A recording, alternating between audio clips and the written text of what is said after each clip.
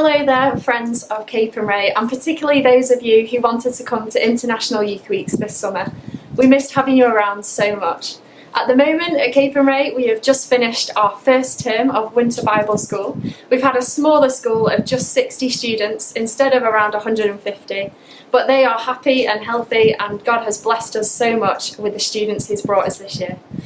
I'm sure you missed being around here in the summer. I'm sure you missed the fun and the excitement, but I'm sure also too that you missed hearing significant teaching about the Lord Jesus. And so hopefully this video brings you some helpful thoughts from Ian and from Dougie that blesses you in this time. There also will be a song in there, and hopefully it brings back some happy memories. I'm sure you know the words, so enjoy the video. C.S. Lewis says in his book The Lion, the Witch and the Wardrobe that life in Narnia, when it's not the way it's supposed to be, is like somewhere being always winter but never Christmas. Capernwray is alive when there's people there. Can you imagine an International Youth Week at Capernwray with no people? It's bizarre.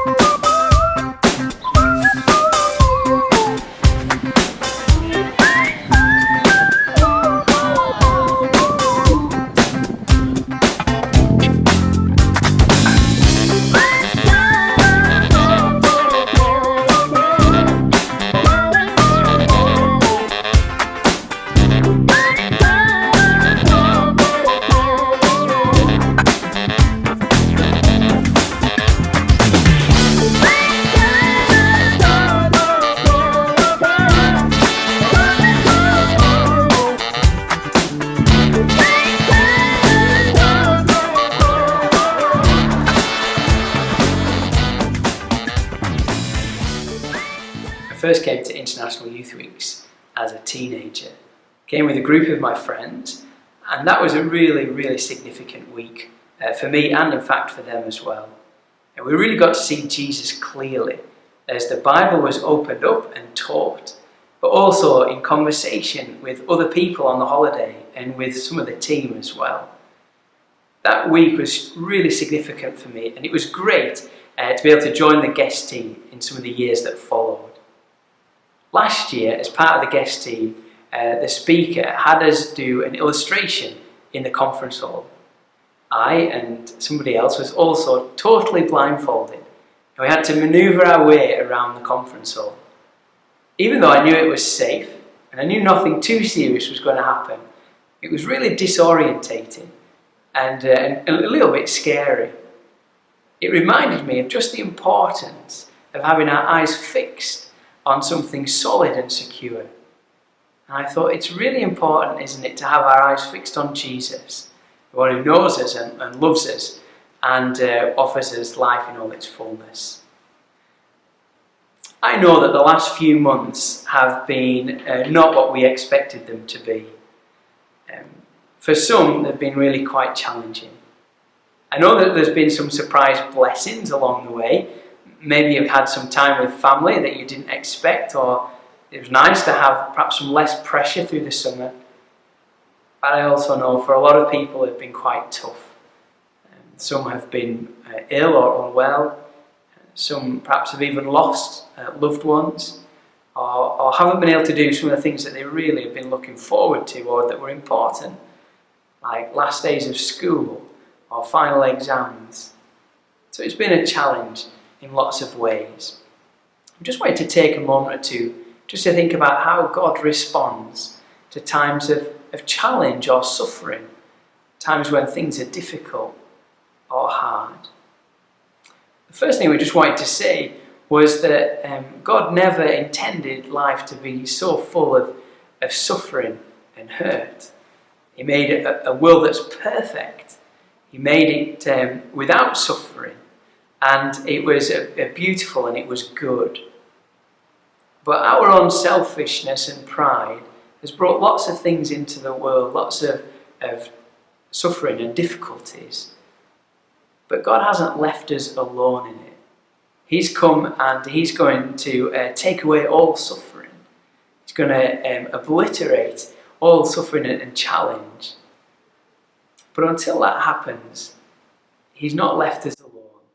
He promises us two things. First of all, He promises to walk with us through all the challenges and difficulties of life.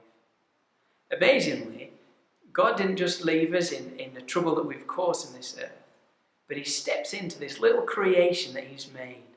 The Lord Jesus, who's God the Son, steps into the world He's made.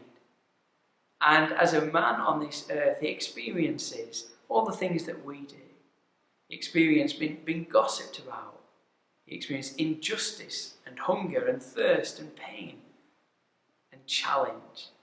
So He knows what it is. And He took all of our sin on the cross, but He rose again, and He comes to live within us if we choose to follow Him.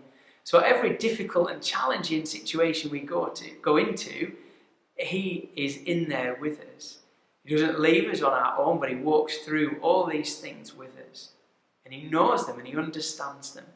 And He's always available to help and encourage and bless us in them. So He journeys with us through them. And then secondly, He doesn't only journey with us through them, but He does work in us, even in difficult times, perhaps especially in difficult times. It's not wasted or pointless, but God is at work in our character, in our minds, in our hearts, and sometimes He does His most special work in those tough times. So I hope that you've been kept well this summer. I hope you've had a lovely summer, even if it's been different. And I would encourage you to keep your eyes fixed on Jesus. Place, and there's people who also believe in Jesus, and there's people who also love Jesus with all their heart, soul and mind. And so that really just lightened up my life this week to see that it's not just me that believes in Jesus and loves Jesus.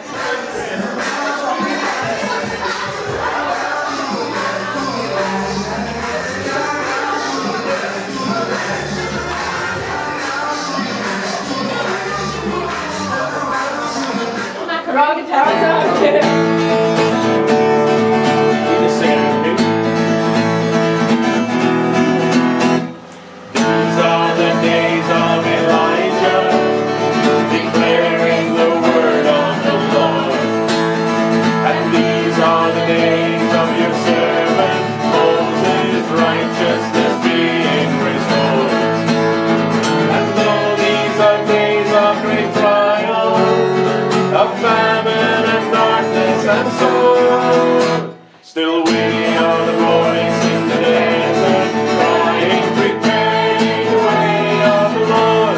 Behold, He comes, riding on the clouds, shining like the sun. As the trumpet call, lift your voice, you can lead, and out of Zion soon salvation.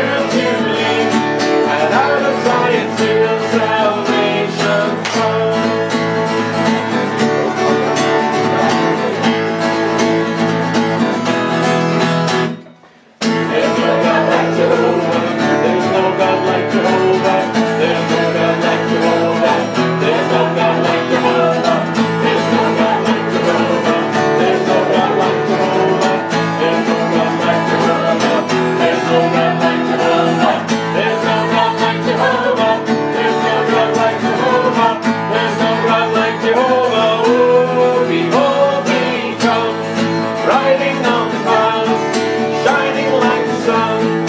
At the trumpet call, lift your voice, year of Jubilee, and out of Zion soon salvation comes.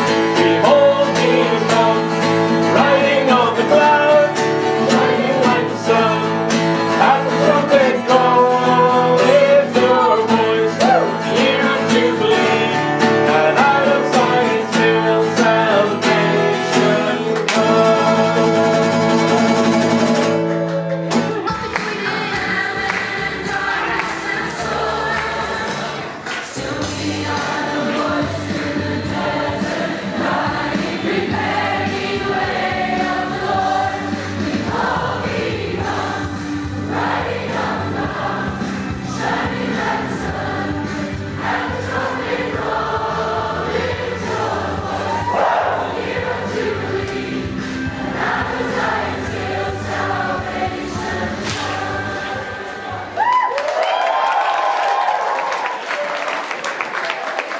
And these are the days of Ezekiel, the tribals in godliness fled.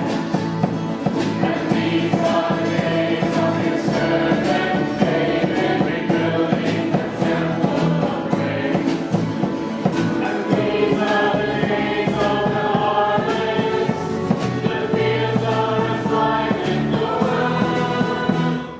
And we are the laborers in your vineyard, declaring the word of the Lord. Behold, he comes, riding on the clouds, shining like the sun. At the trumpet call, lift your voice, year of Jubilee, and out of Zion still salvation comes.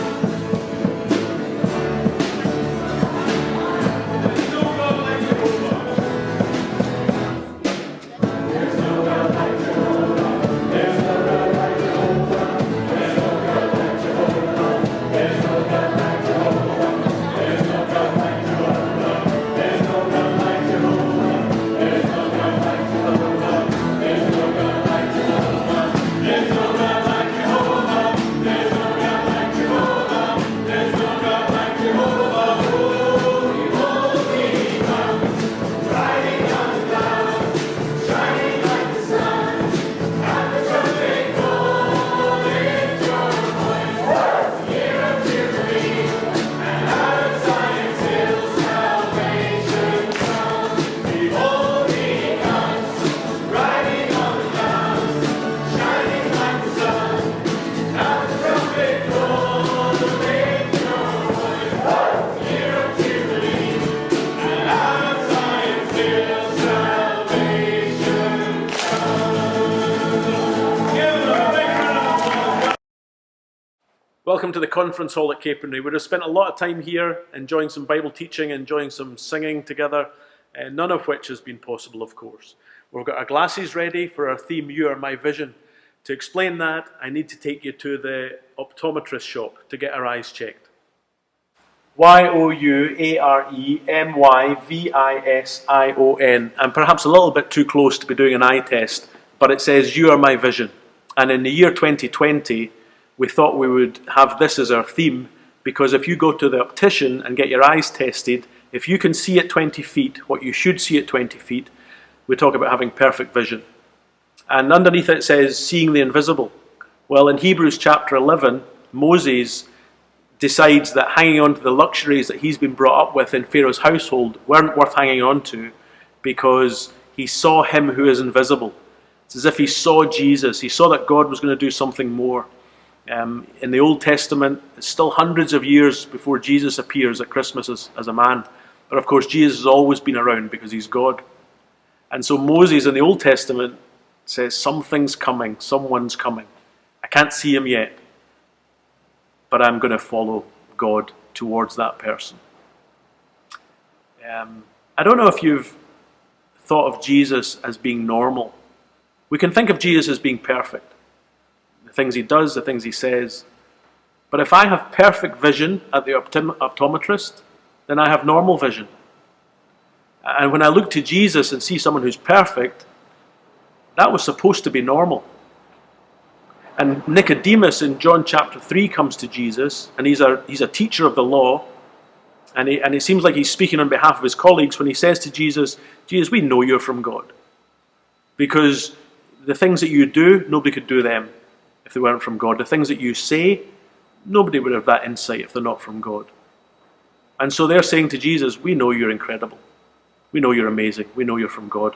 We just didn't think we would see that in a person like you. It's just not what we imagined. But he's kind of saying to Jesus, you're perfect. And Jesus is almost saying to him, I'm normal.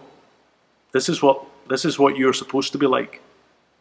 And the reason that I seem incredible to you is because my life is totally given to my Father.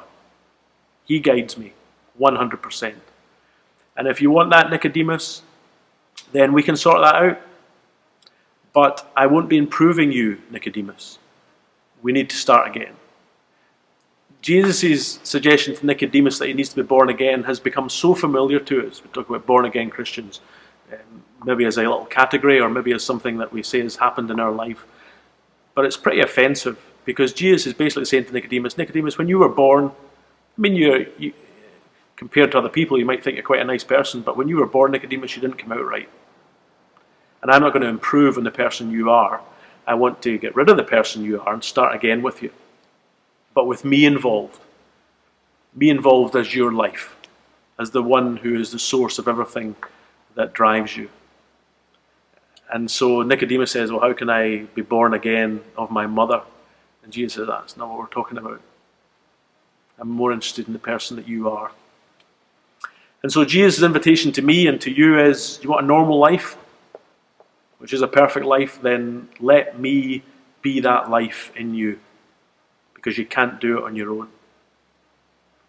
And so that's what we're going to be looking at a bit this year. You are my vision. You're the one I look to. You are my life. You are my source, my strength. The author and perfecter of our faith, Jesus Christ. To see the invisible, you need to look very closely. You need to stop looking at other things and start looking to him. I find that. Anyone would find that. You need to make time for him. You need to be quiet. You need to read the Bible. One of the worst things I think we can do, apart from ignoring Jesus, is inventing Jesus.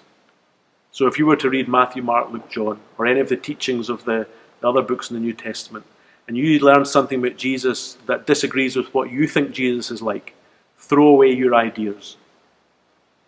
Go back to the source. Go back to the Bible, not to learn an old document, but to find out who this person Jesus is. And let that change your thinking and understanding and knowledge of who he is. So, I'm afraid we can't be together here at Capernwray to do this, but our invitation to you is look to Jesus, the one who is invisible, and get to know him and let him guide your life. We are so sorry not to have been with you this summer, but we do want you to spend time with Jesus. God bless you. For me, that was a big change. So through that, I was really reading my Bible, got into good practices, and like Claire was saying the other day, I put lots of Bible verses all over my room at university. So the first thing I was seeing when I was waking up is I was seeing what God was saying about me and speaking over me.